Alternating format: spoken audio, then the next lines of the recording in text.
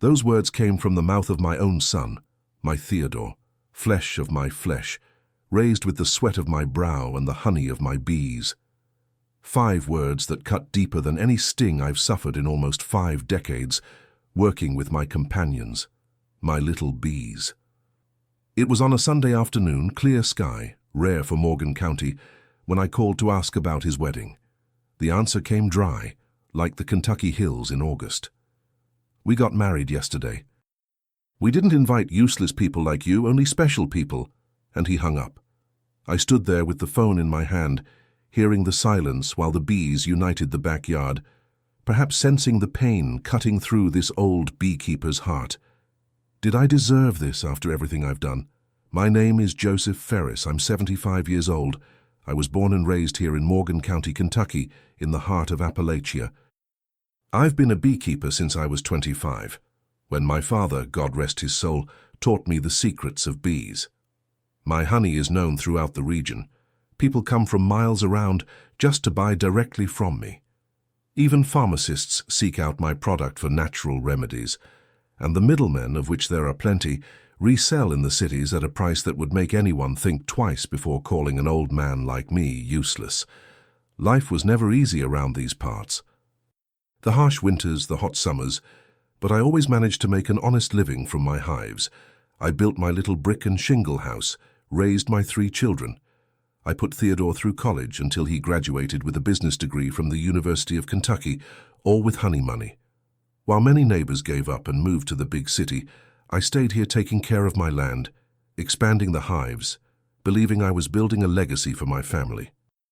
I was sorely mistaken, but life would still give me a chance to settle accounts. Before I continue this story, I'd like to thank the Grandpa's Tales channel for giving me the opportunity to share my story, and I ask you who are watching to subscribe to the channel. Leave your like, comment where you're watching from and what time it is there, and share this video with someone who needs to hear this message. Every day there's a new story here on Grandpa's Tales, and who knows if the next one won't touch your heart in a special way. But getting back to it, you can't imagine what happened a few days after that phone call that broke my heart. The same phone that brought the pain also brought an opportunity I didn't know I was waiting for, and that's when I discovered that even an old beekeeper from the Kentucky hills can have more cleverness than many college-educated folks. I was born in 1950 on the Meadowland farm, about 12 miles outside of what is now Morgan County. In those days it was just woods, dirt roads, and a whole lot of struggle. My father, Anthony, was a simple man who made his living raising some goats and growing corn and beans when the weather allowed. My mother, Josephine, did a bit of everything, took care of the house, the 7 children, the medicinal garden, and still helped my father with whatever was needed. I was the 4th child. I grew up barefoot running through the woods, learning from an early age to understand the plants, the animals, and the secrets of the Appalachian hills. School was a luxury that few had. I only studied until the 3rd grade in a makeshift school in Miss Margaret's house 3 miles away, which I walked every blessed day. I learned to read, write, and do arithmetic, but the rest of my education came from the University of Life. When I was about 15, I started getting interested in bees. There was a swarm in a tree near our house, and I would watch them come and go, amazed by their organization. One day, old Jimmy, who already kept bees in a rudimentary way, taught me how to collect honey without harming the little creatures. The first time I tasted that pure honey straight from the hive, I felt I had discovered a treasure. When my father passed away in 1975, I decided I would follow this path. I started with 2 improvised hives and grew little by little. In the beginning, it was difficult. I had no technical knowledge or proper equipment. Many times I came home all swollen from bee stings, but the honey I produced was special. Everyone said so. It had a unique flavor because of the Appalachian wildflowers, especially the sourwood and the tulip poplar. With time, I learned to respect the bee's cycle, to understand when and how to harvest, to preserve the queen, and ensure the hive remained strong and healthy. My work begins before sunrise. Even now, at this age, I still get up at 4 a.m., have my black coffee with a biscuit, and go check the hives. I have more than 100 spread across the property, each with its own personality. Some hives are gentle, where you can get close without much protection. Others are fierce, defending their territory with vigor. I've learned to respect each one. I use a special suit, gloves, a hat with face protection, all made with appropriate material. In the beginning, it was just a cloth tied around my face and a lot of courage. Today, I even have a professional smoker that I bought with great sacrifice from the supply store in Lexington.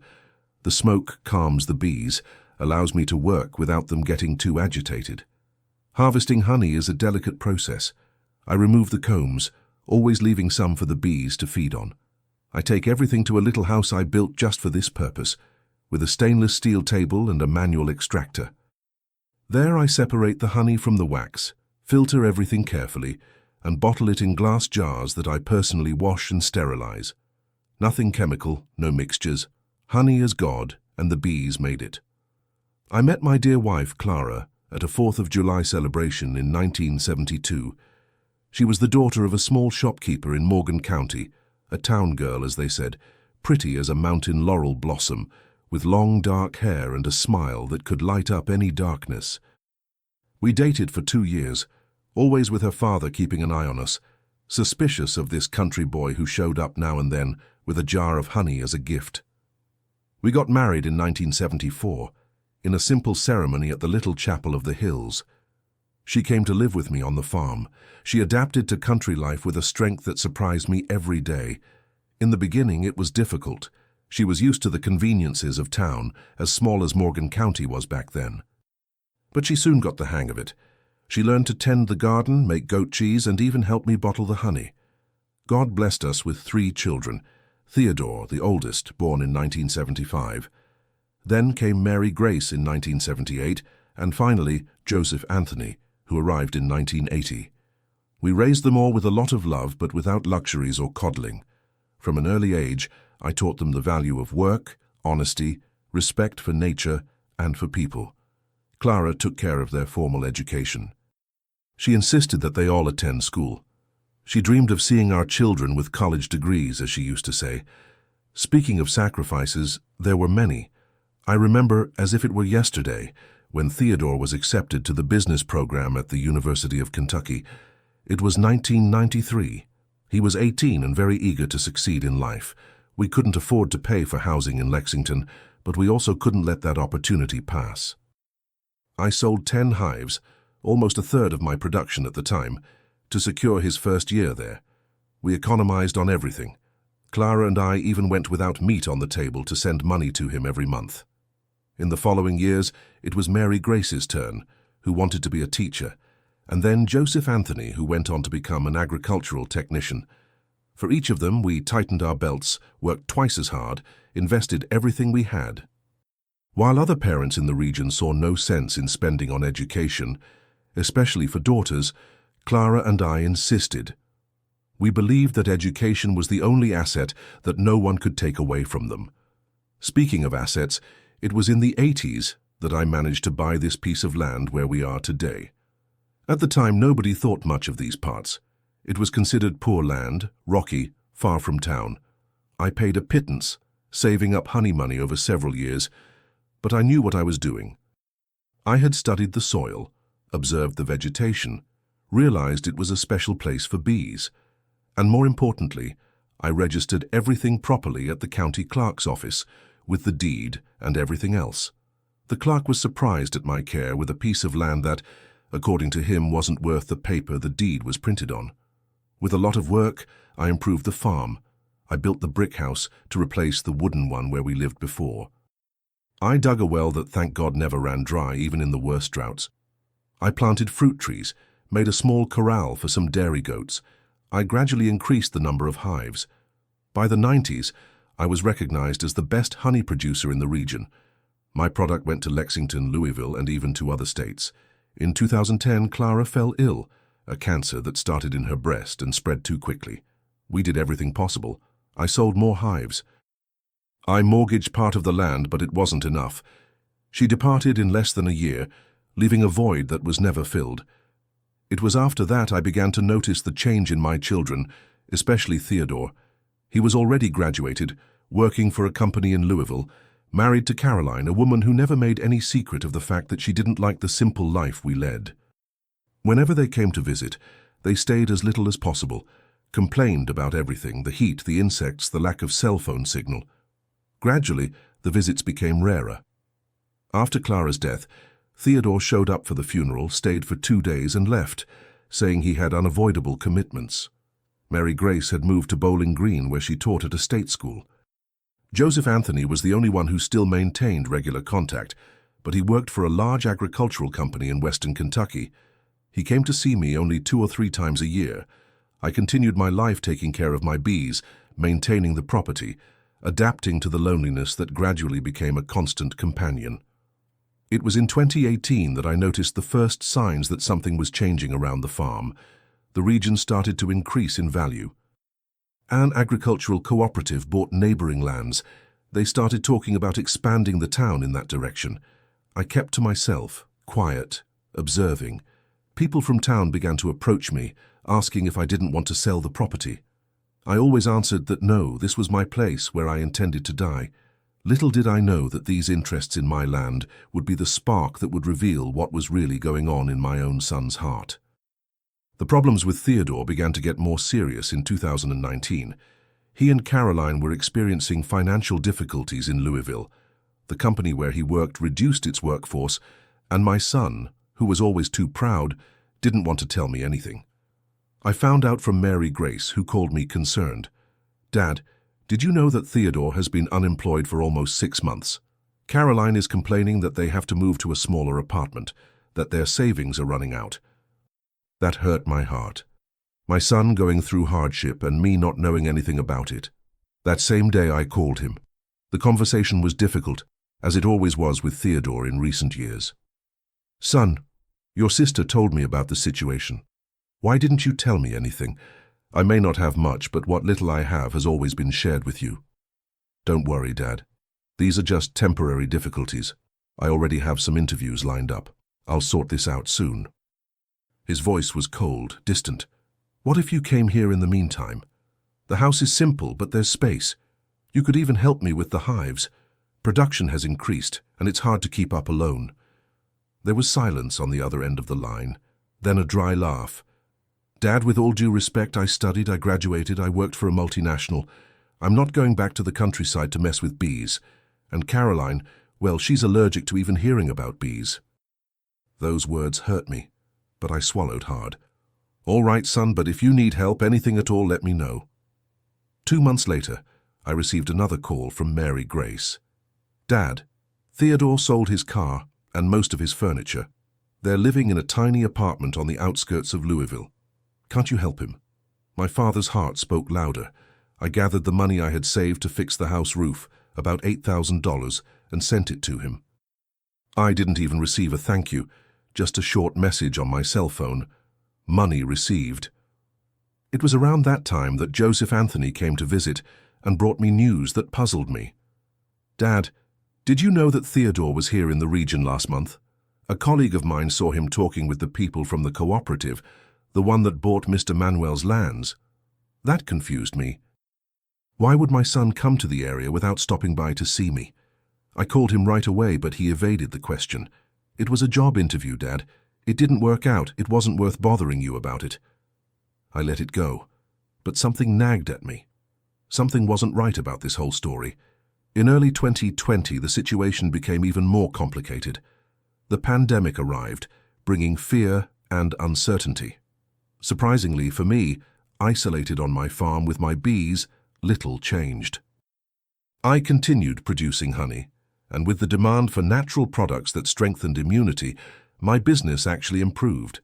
I managed to sell all my production at a much better price than in previous years. In June of that year, I received an unexpected call from Theodore.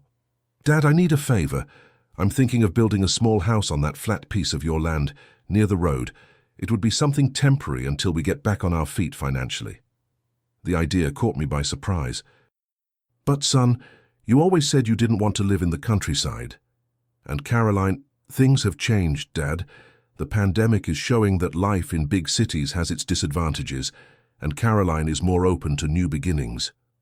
I was suspicious of that sudden change, but a father's heart spoke louder. "All right, son, you can build. That piece is indeed good. It has water nearby and catches the cool afternoon breeze. In the following months, to my surprise, I saw the construction advance rapidly. It wasn't the small house that Theodore had mentioned, but a good-sized house with 3 bedrooms, a spacious living room, a front porch, and a back porch. All with first-rate materials, porcelain tile flooring, aluminum windows, very different from my simple brick house with polished cement floors. When I questioned how he was managing to afford that construction, Theodore was evasive. "I got a good remote job, Dad, and Caroline is also working online. Besides, we sold some things we had in Louisville." I wasn't completely convinced, but I was happy to see my son coming back near me. Maybe now, with age creeping up, I could get close to him again, get to know my daughter-in-law better, perhaps even have grandchildren one day. In December 2020, they moved in permanently. In the first few days, Theodore even came over for coffee. We talked about light topics, avoiding subjects that might generate friction. Caroline rarely came along, always with excuses about being busy with online work or fixing up the house. It was in February 2021 that things really started to get worse. I was at the town store buying some groceries when I heard 2 men talking. "So the cooperative expansion deal is really happening?" "From what I hear, yes. They're going to buy all those lands on the west side, where Joe Ferris has his beehives. They say they've already worked everything out with his son, who has power of attorney to negotiate." My blood ran cold. What was this story about power of attorney? I had never given power of attorney to Theodore or anyone else. I returned home troubled, but decided not to confront my son immediately. I needed to understand better what was happening. The next day, I went back to town, but this time to visit the county clerk's office. There I asked to check if there were any recent documents involving my land. The clerk, Ms. Eunice, who had known me for decades, frowned as she checked the records. "There is a document here, Mr. Ferris, a power of attorney giving full powers to Mr. Theodore Ferris to negotiate your lands.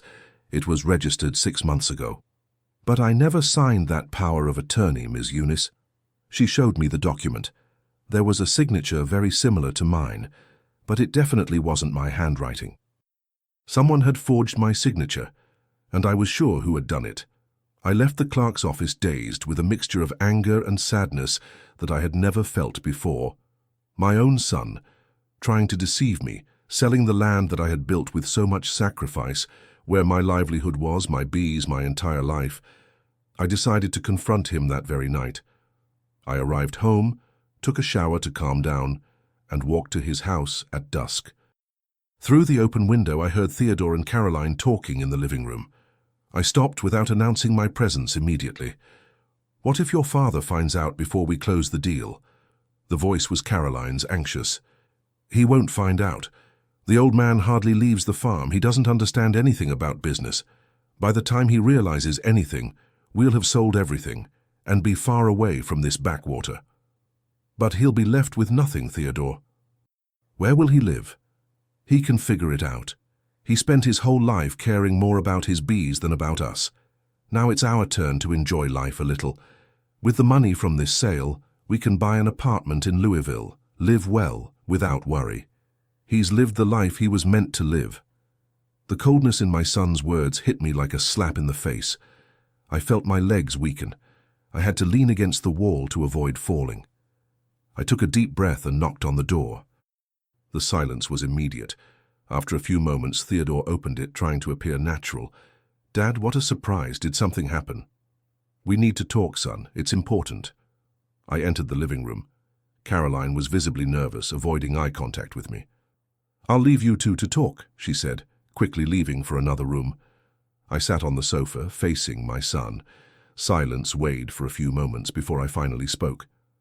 "I was at the county clerk's office today, Theodore." I saw his face turn pale, but he tried to maintain his composure. "At the clerk's office? Why?"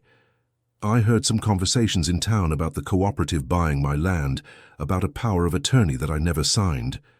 He swallowed hard, then tried to regain his composure. "Dad, I can explain." "Explain what? That you forged my signature, that you're negotiating my land behind my back, that you plan to leave me homeless in my old age." "It's not quite like that.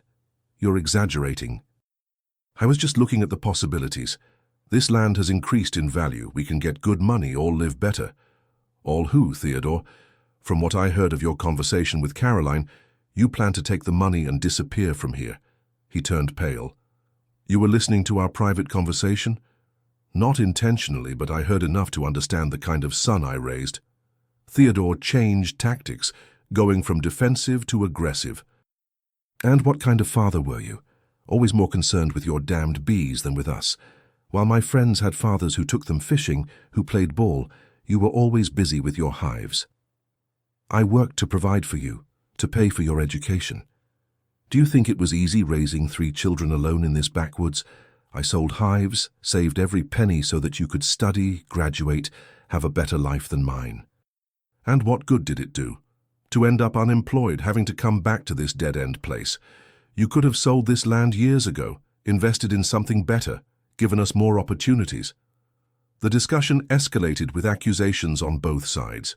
Harsh words were spoken, old wounds reopened. At the height of the argument, Theodore said something I never thought I'd hear from a son. You've always been a burden to us, Dad. An ignorant hick who didn't know how to take advantage of opportunities. Now you're old, you're good for nothing. You should be thankful that I still care enough to arrange a place for you to stay after the sale. Those words hit me like a physical blow. I got up in silence, looked at my son one last time, and left without saying anything. I returned to my house with a heavy heart, my mind in turmoil. How had we come to this point? Where had I gone wrong in raising this boy? I spent the night awake, turning over memories, trying to understand. I remembered every sacrifice, every moment I gave up something to give the best to my children, and now one of them wanted to leave me with nothing. He treated me like a nuisance, useless. The following morning, I visited Clara's grave in the small town cemetery. I sat down next to the simple headstone and poured my heart out to her as if she could hear me. My dear, what do I do now? Our boy has become a stranger, a man I no longer recognize. Did we go wrong somewhere? The silence of the cemetery was the only response, but there, in that moment of profound sadness, something changed within me. The pain began to give way to a determination that I didn't know still existed. I wasn't going to let Theodore get the better of me, destroy the work of a lifetime. As I returned home, I thought about all the information I had, the false power of attorney, the plans for the sale, the house built on my land. Theodore was playing a dangerous game, thinking his old father would have no way to react. Little did he know that this old beekeeper still had a few tricks up his sleeve. In the following days, I kept my distance from Theodore. He tried to approach me a few times, probably worried about what I might do, but I avoided contact. I needed to think, to carefully plan my next steps. Then, a week after our argument, I received a call that would change everything. The phone rang insistently until I answered. "Hello, Dad." Theodore's voice was different, urgent, almost desperate. "We need to talk urgently." "We have nothing more to talk about, son." "It's important, Dad. We have a serious problem here." "What kind of problem?" "The house payment is overdue. We need urgent help." I was confused for a moment. "What payment, Theodore? The house is yours. You built it on my land." "No, Dad, it's not that, it's that." He hesitated. "We mortgaged the house in Louisville before coming here to have extra income, but the tenants left without paying, and now the owner is threatening to sue us." At that moment, everything became clear to me. They hadn't sold the house in Louisville. They probably never owned a house there. The money for the new construction must have come from loans, maybe even from loan sharks, and now they were desperate. It was then that I made my decision.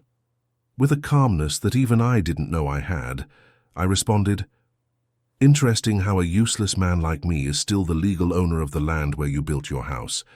I signed the sale to the cooperative yesterday. You have 30 days to vacate." There was silence on the other end of the line, then an explosion. "What, you can't do that? The house is ours."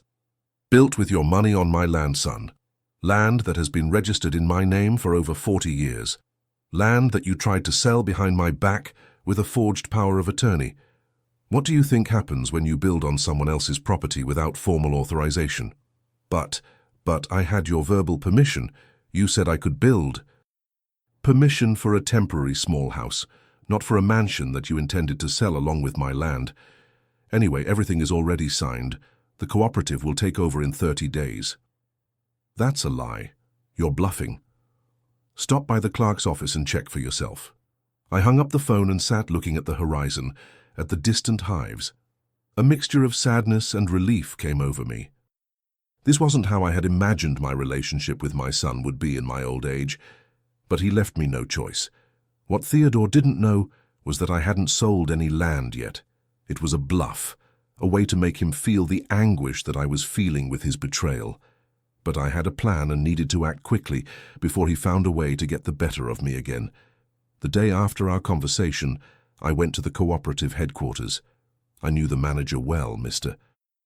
Robert, a serious and correct man who always treated me with respect, unlike many who saw only an old beekeeper without education.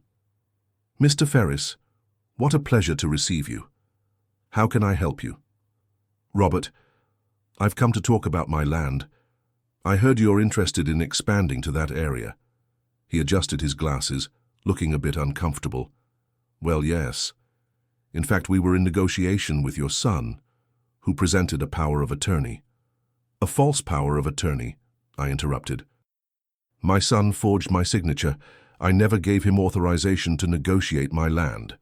Robert turned pale. This is very serious, Mr. Ferris. If it's true, the cooperative could have serious legal problems for negotiating based on forged documents. It is true.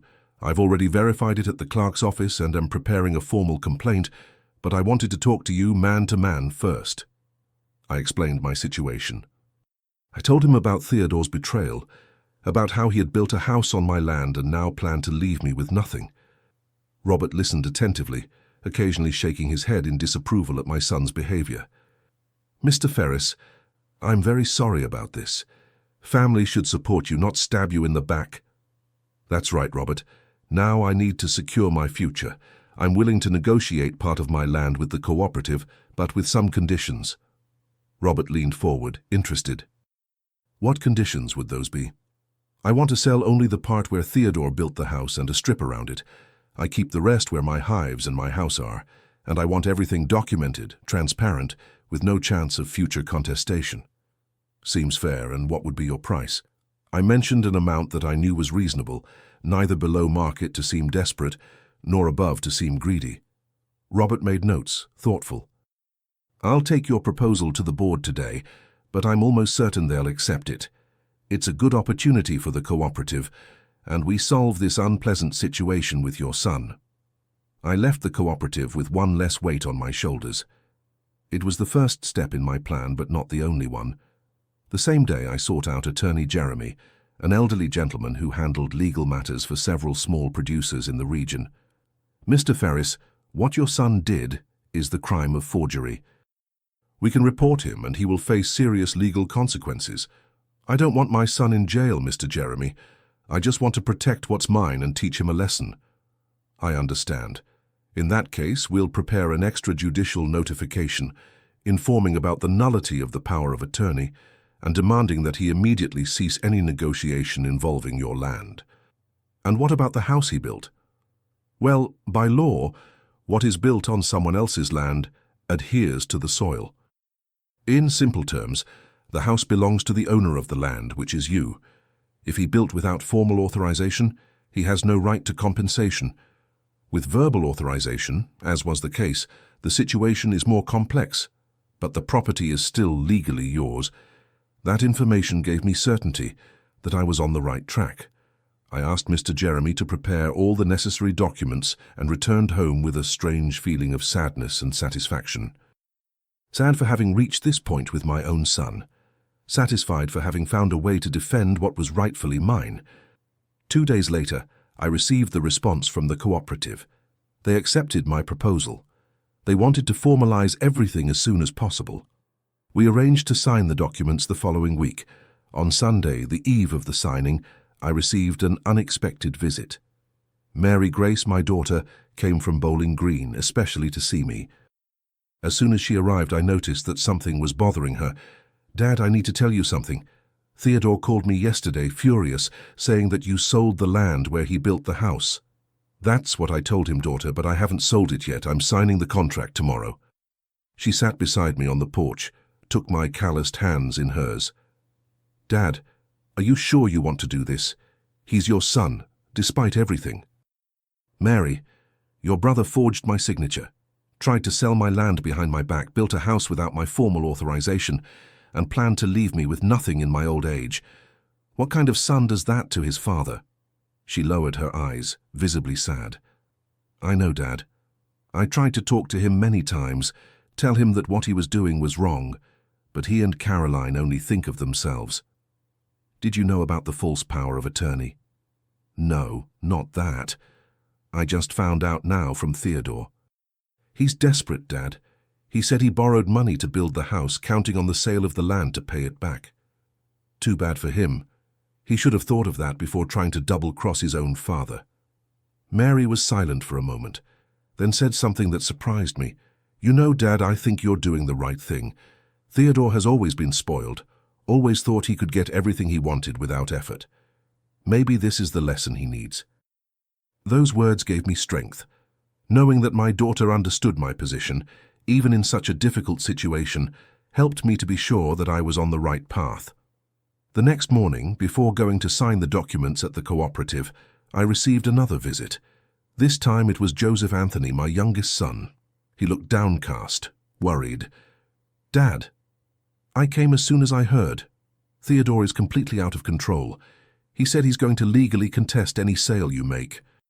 He can try, but he won't succeed. I have all the evidence of the forgery he made. I have the original land documents, and now I have the cooperative on my side too. Joseph Anthony sat down, ran his hands over his tired face. Dad, I don't know if you know, but Theodore owes money to dangerous people. He borrowed from loan sharks to build that house, counting on selling the land afterward. That worried me. What kind of dangerous people? People from Louisville, Dad. People who don't play around. I'm worried about what might happen. I thought for a moment. I didn't want my son, no matter how wrong he was, to get mixed up with criminals. On the other hand, I couldn't simply give in to blackmail and let him go unpunished after everything he had done. Joseph, I'm going to resolve this today, trust me. My son looked at me hesitantly. You're not going to do anything foolish, are you, Dad? I've never done anything foolish in my life, son. I'm not going to start now. I went to the cooperative determined. In the meeting room with Robert and 2 other directors, I signed the sales contract, but before doing so, I made an important change that I had thought about during the night. I want to include an additional clause. The cooperative will pay me 70% of the value now. The other 30% will be paid directly to my son Theodore as compensation for the house built on the property. Robert looked surprised. Are you sure, Mr. Ferris, after everything he did? I am. I'm tough, but fair. The house was built with his money, even if it legally belongs to me now. I don't want people saying I took advantage of the situation. The directors looked at each other, then agreed. The contract was modified, signed, and registered. That same day, the money was deposited in my account. It was more money than I had ever seen in my life. I returned home and called Theodore. He answered with hostility. What do you want? Calling to brag about selling the land? I did sell, son, but only the part where your house is and a piece around it. The rest remains mine, with my hives and my house. And now? Are you going to evict me? Throw me in the street? No, Theodore. I just authorized the cooperative to transfer 30% of the sale value to your account. It's more than enough to pay your debts and still have a good amount left over. There was silence on the other end of the line. When Theodore spoke again, his voice was different, confused. Why are you doing this after everything I did? Because I'm your father, because I love you, despite everything, and because I want you to learn that in life, honesty and respect are always worth more than any amount of money. He was silent again, longer this time. When he spoke, his voice was choked. Dad, I don't know what to say. You don't need to say anything, son. I just want you to think about what happened, about the choices you made. The cooperative will take over the land in 30 days. You can stay in the house until then you'll have to leave. Use the money wisely this time. I hung up the phone with mixed emotions. I didn't know if I had done the right thing, if Theodore would really learn the lesson, or if I had just given him another opportunity to continue being who he was. But I had done what my father's heart commanded, and that gave me a certain peace. In the following week, the news spread around town. Everyone was commenting on how old Joe had been clever and fair at the same time. The story of the forgery, the son's betrayal, and the solution I found became the topic of conversation at gatherings, in the market, at church. Caroline left Theodore a few days later, when she realized that the plan to get rich quickly by selling the land had failed. Even with the money he received, it wasn't enough for the grand plans they had. Theodore, in turn, seemed like a different man. He came to visit me one afternoon, head down, visibly subdued. "Dad, I came to apologize. I know I don't deserve your forgiveness, but I need to say it anyway. I'm sorry for everything." I looked at my son. I saw in him the boy I once taught to walk, to talk, to dream. "Theodore, forgiveness is not denied to a son, but trust, that needs to be regained." "I know, Dad. I'll work for that if you give me the chance." "And what do you plan to do now?" "I paid my debts as you suggested. I'm thinking of buying a small piece of land nearby, starting over. Maybe you could teach me about bees, about honey. I always thought it was a simple thing, but now I see how much knowledge and dedication you have." Those words caught me by surprise. I never imagined hearing my business-educated son, who always despised my work, asking to learn about beekeeping. "Are you sure, son? It's not easy work, you know. It requires patience, dedication, respect for nature." "I am, Dad. I think it's high time I learned those virtues." At that moment, I felt that maybe, just maybe, something good had come out of that whole situation. That the son I raised with so much love, who had strayed from the path at some point, might find his way again. "Well then, we'll start tomorrow.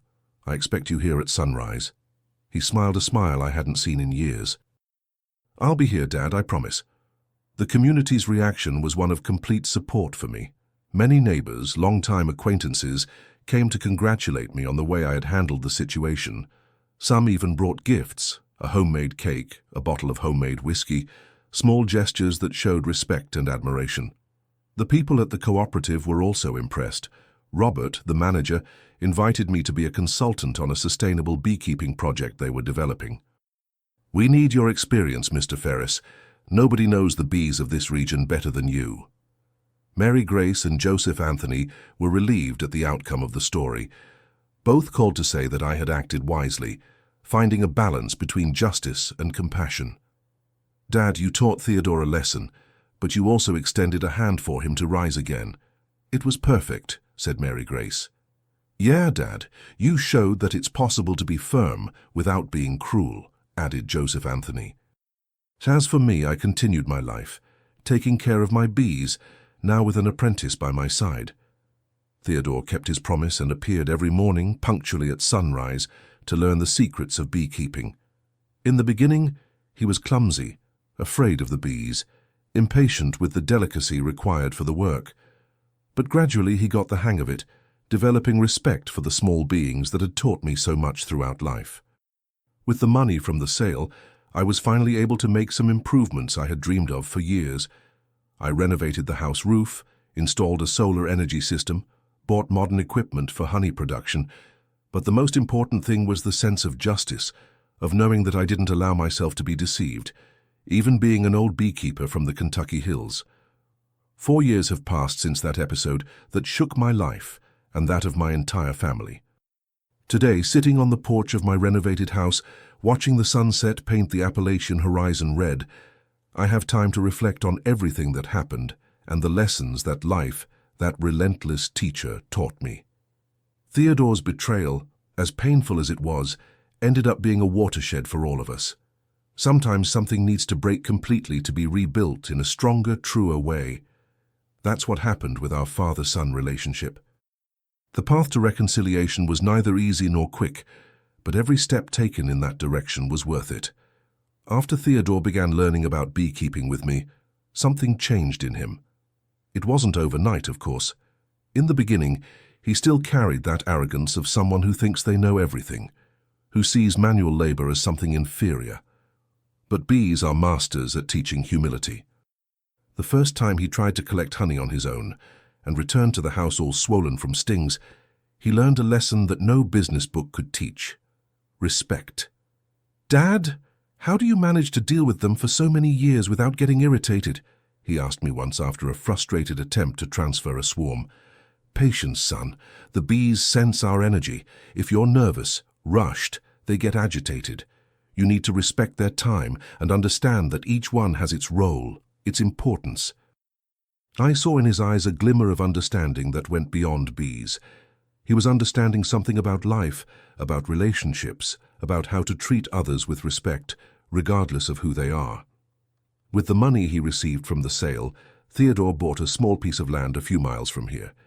He built a more modest house, nothing like that mansion he had made on my land.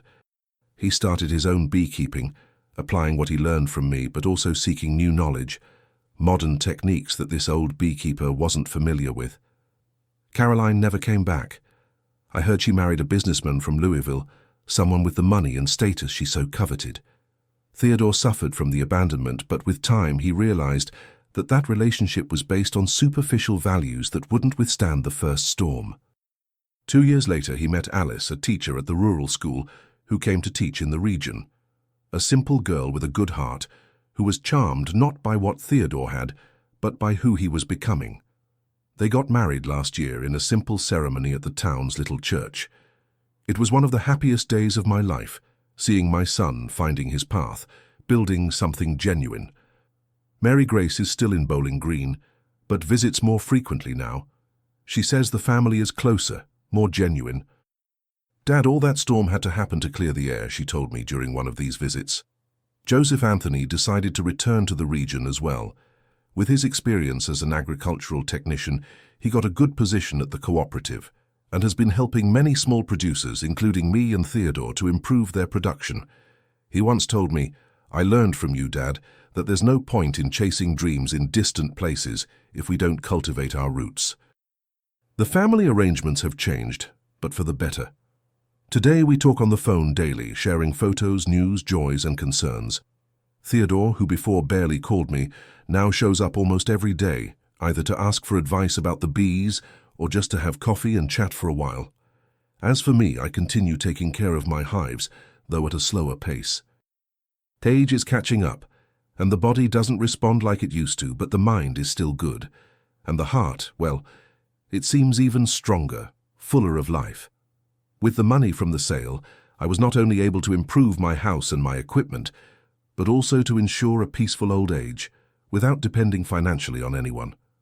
I hired a helper, young Tim, a neighbor's son, to assist me with the heavier work. He's 17 and has the same passion for bees that I had at that age. I teach him everything I know, as I once tried to teach my children. The difference is that now I'm not in a hurry. I don't have the anxiety of securing the immediate future. I can afford the luxury of appreciating each moment of the process, each discovery, each small victory. The cooperative has also become an important partner. Besides buying my honey at a fair price, they regularly invite me to give talks to new producers to share my experience. Who would have thought that one day this old semi-literate beekeeper would be teaching people with university degrees? Life has these surprises. What happened with Theodore changed my view on many things. I realized that no matter how much we try to protect our children, give them the best, each one needs to make their own journey, make their own mistakes. We can't live life for them, nor take the blame for all the choices they make. I also understood that forgiveness is not weakness, as many think around here in the countryside. Forgiving takes more strength than holding a grudge. I forgave Theodore not just with words, but with actions, giving him the chance to redeem himself, to rebuild not just our relationship, but his own life.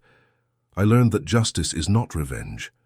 When I decided to sell only part of the land and give Theodore a percentage of the value, it wasn't out of pity or weakness.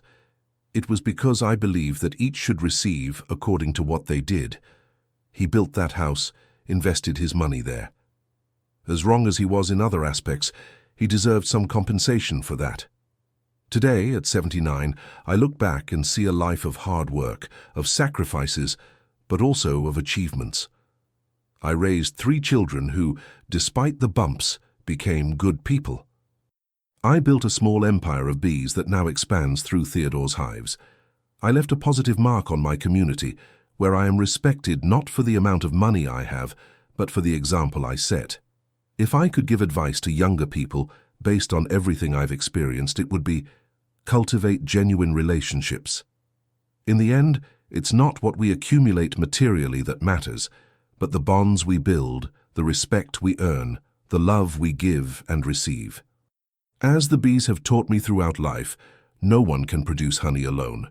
It takes a whole hive, each one doing their part, respecting their role and that of others. Family is our first hive, and no matter how disorganized it sometimes seems, with bees flying in different directions, in the end we all seek the same thing, a place where we can be who we are, give our best, and receive the best from others. My story with Theodore could have ended tragically, with eternal grudges, definitive ruptures, but we both chose a different path. He recognized his mistakes. I let go of wounded pride. And today, when I see him arriving with his own jar of honey from his production, I know we made the right choice. Life in the Appalachian Hills taught me that after the most severe drought always comes the rain that brings forth life, where there seemed to be only death. After our family storm came the calm we now enjoy, and for that I'm grateful every day when I wake up and see the sun rising over the hives, bringing a new day full of possibilities. If this story serves as a lesson for someone, let it be this: it's never too late to start over, to forgive, to change. Even an old beekeeper from the Kentucky hills, with little education but much life experience, can teach that true wealth lies in the relationships we build, in the honesty with which we live, in the legacy we leave. And the legacy I hope to leave is not just the land or the hives, but the values I tried to pass on to my children, and now to my grandchildren. Yes, Theodore and Alice gave me a little grandson 6 months ago, little Anthony Joseph, who already visits the hives with me in his father's arms, looking curiously at the movement of the bees.